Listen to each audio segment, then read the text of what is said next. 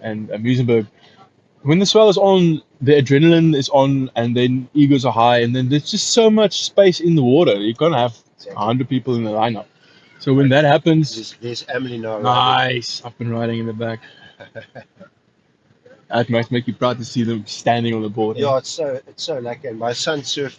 I think he surfed just after me. And he was surfing a soft top. He surfed a short board. We were surfing the soft top, and he was doing 360s and things. And it was so lucky seeing him also just Enjoying it and finding out, oh wow, a little bit change of scenery. And he was expressing himself, and it's a different wave, and it's all lacquer.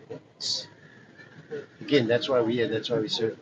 So we try to put the attention on the waves we have here. So this is a pristine wave. As a surfer, I would say for intermediate and for the whole family, this spot is really good because it's quite a big swell today.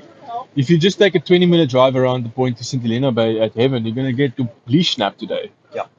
So this peninsula we have boasts about 20 surf spots, and if you aren't able to navigate yourself in a left point, right point, beach break, then surfing is not really surfing if you can't do all of that.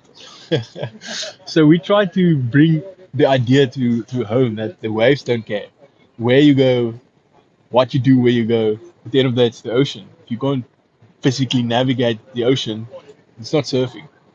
So as a surfer, in this kind of setup, how would you rate the difficulty of this spot? I think it's difficult in the sense that if you're comfortable with a rip,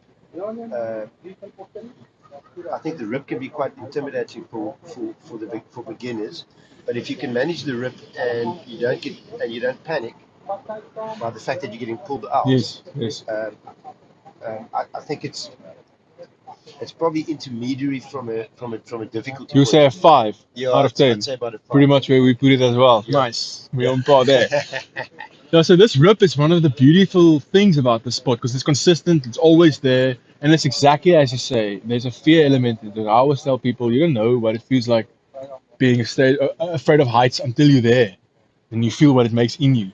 And the same thing in the water when you go deeper. Like you can sit here and think it's scary, but when you're there, if you feel it, if you're not used to that feeling, it can be so overwhelming. But a rip is one of the most awesome things. Just sit on your board and see it. Ooh, It's quick. I'm getting pulled out. Yeah. It reminds me of that in the airports. There's like conveyor belts you can put your trolley on. It's like super fast.